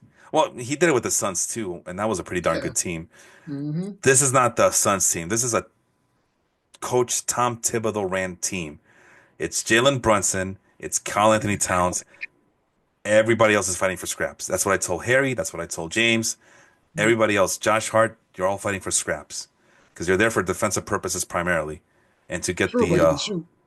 no, that is true. But I to save him. I'm telling you, when he gets hot. yeah, but you need more in this in terms of fantasy. You need more than just shoot. You need the ball in your hands. And when True. you got a guy like Jalen Brunson, like creating shots for himself and for others. Mm. And you got Karl Anthony Towns, who's just this wonderful, talented player. You're out of luck, bro. Wait your turn. Go sit. What did Drake say? Homie, get on the corner and make some shots, homie, or whatever. Shut your ass up and make some shots in the corner, homie. Drop, drop, drop. Uh, Santi Aldama. I know you weren't very you weren't very, what do you call it, enthused to talk about him. Yeah, I Santi, like him. I like him. It's just he. I don't know what it is. He just his playing time. It just I don't know. Like he yeah, should get. He definitely because he's good. I mean, he's a very skilled player. yeah. Very good. Qualifies at But center too. but will he get the time? But it's Yeah, a perfect time now since Edie is out. This might be the time he can take that step. yeah, and he's still getting bench minutes, 22 minutes against Portland, Hmm. 23 against Detroit. So he's still getting limited, like playing half a game. He's coming Hmm. off the bench, right? But and that was a problem with him. But now it's becoming to the point where you can't ignore this. 22 minutes per game, 22 minutes against Portland, that's okay. I'm gonna get 34.7 points, fantasy points. 27 minutes against Pelicans, and that's it. Okay, that's cool. 34 and a half points against the Pelicans. 25 minutes against the Pacers, cool. 33.75. And we're trying to figure out who's gonna get over 30. He's already Hmm. getting over 30, and he's not even getting There. the playing time in the last since last week, the last 7 days or so. So the promise is there, but like you said, the playing time is just. But then you got a guy, his teammate Desmond Bain, who's down here at the bottom, and he's much better than Santi Aldama, I think. Oh yeah. But I think this is a John Morant issue here. It's just that everything goes through John Morant. Hmm. And it's the same problem with Michael Bridges and Josh Hart. You're all fighting for scraps. Y- Well, the y- good thing about Josh Hart, he doesn't really. Only time he really goes for his points is when he's trying to get to the lane or he happens to take a three and he's really passive. Like that's what I said. Josh Hart, you really don't have to worry about. But Bridges, he's the one getting open in the corners. You mm. know, Cat will get his, but usually if you see how the offenses run, you usually see McHale, he'll right out to the three-point line, he'll be open. So it's whether he gets the shots in that. That's I mean, he rebounds too, you know, defensively. Of course, steals count. Yeah, So, I would agree with you on the Michael Bridges because at least he's shown that he's gotten it done before. oh Just yeah. where was it? You go to stats. Yeah, he's shown that he He's can average more than 34 point or 30 points per game, even on good teams like the Phoenix Suns. I remember mhm, him being very productive from a fantasy standpoint, even with the Suns, and even with that loaded team with the Suns. mhm, And it actually got better from a performance standpoint, just from a production standpoint. It got better when he was a focal point with the Nets, mhm. but now he's with the Knicks, and 29 points is respectable, but it's not 33 points. It's not even 34 points. You know what I mean? You know, that's the name of Oh the yeah. game. The more points, the better. And the worst part about him, Jacob, is he's averaging 37.9 minutes per game, but it only has 29 Mhm. fantasy points to show for. That to me just shows me that he's just not, he's just getting scraps. That's the definition. You're getting all this playing time, but you're being told go stand in the corner and just wait for the ball to come to you. Like Drake's, like I told Yeah, you, go that's get why in the I quote corner. Drake. Homie, shut your ass up and stand in the corner, ninja. So that's the name of the game, unfortunately. The same thing with Josh Hart. I don't see him here. But let's look at Desmond Bain really quick. Desmond Bain's only averaging 27.7 minutes per game. So but he's getting almost the same amount of points as Michael Same. Bridges. Is the complete opposite there. Nuts. It's crazy, and I know he's been hurt, so maybe that's why he's averaging. Yeah, he's back and forth there. Yeah, but that's not. If you pick Desmond Bain, you probably drafted him early to be a difference maker, to be this Desmond Bain against the Philadelphia Mhm. 76ers. 35 minutes, 44.25 fantasy points that game. What did he do for a follow-up? Not much. Not much. And it seems like anytime he gets 30 points, that people get giddy about him. That's Mhm. not why you drafted him in the first place. No, you drafted him because he was going to take that next step forward, and Mhm. this ain't it. Look at that right here. Last year, 40 points, 40 fantasy points per game. Mhm. People were excited about that. And okay, if it's not 40, he's been known to get 36 points, 30 points on Mhm. any given set. Even when he plays less than 30 minutes, he can get 30 fantasy points. Okay, this year he's averaging 27, less than 30 minutes per game. He's stuck at 29. So I know, well, 29 is not that far away from 30. Hey, man, it's a game of inches, man. It's a game of inches. Yeah, that's not gonna cut the mustard. Um, all right. And on that note, that is a good place to stop, I think. We covered a lot today. As soon as this thing cooperates with me. Any last words from you, Jacob, before I let you go? No, thank you for having me on. This was fun, man. It's always great talking fantasy basketball. As like I said, we're always going at it each league, football, basketball. Oh no, not football. Basketball and No, baseball. no, but hey, if you're looking for if you're looking for a new league, I'll open up a spot for you. Yeah, we'll see. You No, never know. I've always liked competing against you, man. It's always fun. Absolutely. It's always fun. Yeah, No, but thank you for having me on though. no, I appreciate it. I've always I told this to you and Leon, man, because as you know, I'm a big fantasy baseball nerd, right? I listen, baseball's like passion. I Mm-hmm. mean, the whole reason I have a podcast, I want to go for a podcast, is that I want to talk baseball with my friends. Yeah. And I think I don't know if I told you this on the air or off the air, but yeah, it was Sean and I for a long time, and Sean had to stop for personal reasons. Mm-hmm. But I always had in the back of my mind, you know what I would like to do besides talking to Sean? I would like to just have like a little bit of a circuit with all my friends and just talk shop, whether it be basketball, baseball, football. Mm-hmm. But baseball took so much of my life. I'm like, no, well, when Sean and I have a thing going, we're on a roll here. Let's keep Mm-hmm. it going. So there was no time to do other things, other adventures, other projects. But now that Sean is gone, and I'm just constantly looking, okay, who am I going to talk to this week from Mm-hmm. my Rolodex of podcast partners here? And before I knew it, I'm actually manifesting that idea in my head. I Mm-hmm. am going. One week I'm talking to Angel. Next week I'm talking to Melvin. I'm talking to you now. Last week I talked to Harry. And we're not just talking baseball. We're talking basketball, football, wrestling, you name it. Video games, I think at one point. And and no, it's been cool, and I'm pretty blessed to have a collection of people who want to go on and spend time away from their family. I'm spending time away from my family tonight, just so I could do this little passion project of mine. And like-minded people like yourself and others see it the same way.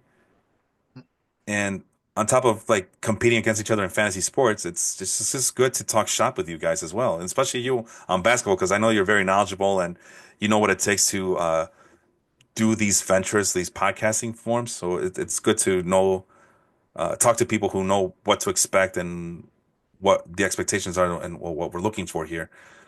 And that's one of the things I miss about you and Leon doing this podcast regularly. It's like I don't listen to a lot of fantasy basketball podcasts, but the few that I Mm-hmm. do, I don't want to be racial, I don't want to be racist, but it's like Kendrick's. It's like what Kendrick said. I'm what the culture feeling. I'm not feeling the Mm-hmm. culture from those other podcasts. That's honestly, I don't really listen to them. Like I'll listen to like maybe it is what it is, like Cameron and Maze, because obviously they make it fun. But Yeah, yeah, I'm just talking I fan. listen to it. I'm just talking basketball in general, even fantasy basketball. Yeah, there's Yeah. some that I listen to before the season starts, but Yeah. once the season starts, I stop listening to them Hmm. 'cause they don't do it for me. I miss it. I miss it though. It was fun. It was definitely fun to do. It's a lot of work, though. I mean, It is. It definitely is, man. It we make it just look easy. That's the problem. We make it look that easy. is true. That is true. But never say never. Maybe, we'll see what happens. Yeah, yeah. Definitely never say never. I mean, I didn't think I was gonna. talk basketball. Like this is Mhm. around the time of year that I'm trying to do some fantasy baseball work. I'm already, Mhm. you know, knee deep in baseball information at the moment. I'm trying to work on minor leaguers. On the other screen, I'm seeing Edgar Carroll, the White Sox catcher. I Mhm. gotta put him on some spreadsheet before the season starts. But like, no, I want to talk fantasy basketball with Jacob tonight. Why not? Why not? It's a fun league. It's a great league, and Yes. yeah, we're it's different than when I talk about baseball because baseball is just it's all about the stats. Mhm. Don't get me wrong, I love basketball analytics. I love looking at getting lost in the NBA.com sortable player page and just looking at all the nuances of that feature there. I just haven't been able to. It's not like Fangraphs. I've not Mhm. been able to transpose those advanced analytics into fantasy basketball help. Yeah, that mm. baseball, yeah. Basketball is a whole nother animal. But it's like I told who did I tell the other day? Harry, like Mhm. yeah, here it's all in here. It's all vision. Mhm. How do I envision these players? And I talk about it. How can Damian Miller and Giannis Antetokounmpo coexist? It's not just a question for fantasy basketball. It's a question for just basketball in general. Mhm. How can they coexist? And they tried to hide their inefficiencies last year to disappointing results. Mhm. And this year they got off to a really awful start. I haven't looked at the standings lately. I'm looking at them right now. Oh, they're Okay, doing they're in better. fifth place. So they were able to right the ship despite the Oh fact yeah. that Doc Rivers is the coach. They've won 7 games in a row. But yeah, it's there's clearly an adjust. I mean, you're a basketball guy. There was clearly some sort of adjustment, big adjustment that needed to be Mhm. made between those two guys, right? Oh yeah, 100%. And well, also injuries too, because once your chemistry goes, it's you're in trouble. Like, look, as much as I'm a Dame guy, everybody knows that. But the difference from having Drew Holiday and Dame was you see it, it was like automatic. Because he's not as good on the defensive end as Drew Holiday. Of Yeah. course Dame's a better shooter, but those intangibles, man, it's just it showed. But I think the Bucks would be fine though. They got a good enough team. Portis, Brooke Lopez still doing what he does. Oh, Brooke, did you see Brooke Lopez at the end of this list? He's close. He's knocking on the door on 30 points in Hmm. fantasy, which is a big shocker to me because I thought he was done. I, Everybody thought it was done, but once again, if you expand your game shooting that three, this is the magic of the new game. If you Yeah. expand your game to hitting three, you can shoot a few threes, you'll extend your career. And I've said that plenty of times on our podcast. You learn how to shoot, you're extending your career. And that's what he did. Bet his brother couldn't. No, but the the He's still playing. the Lopez brothers carved themselves a really nice NBA careers for themselves. I know Hmm. Lopez never got to learn, Robin never got to learn how to shoot from Yeah. the outside, but he did a lot of good things, Oh, like yeah. the little things to help you win games, right? Hmm. Hustle, rebound, block, Hmm. defensive presence, Learned a little and hook shot. a little hook shot, and just getting the garbage cheap points or whatever you want to call them, the tough points in the paint. Brooke is the opposite. Brooke was terrible rebounder. That's what the scouting Oh, report yeah. said about him. And that was Hmm. always a turnoff for me. How can you be 7 feet tall and only average like Every guy. 4 rebounds a game, man? That's sad.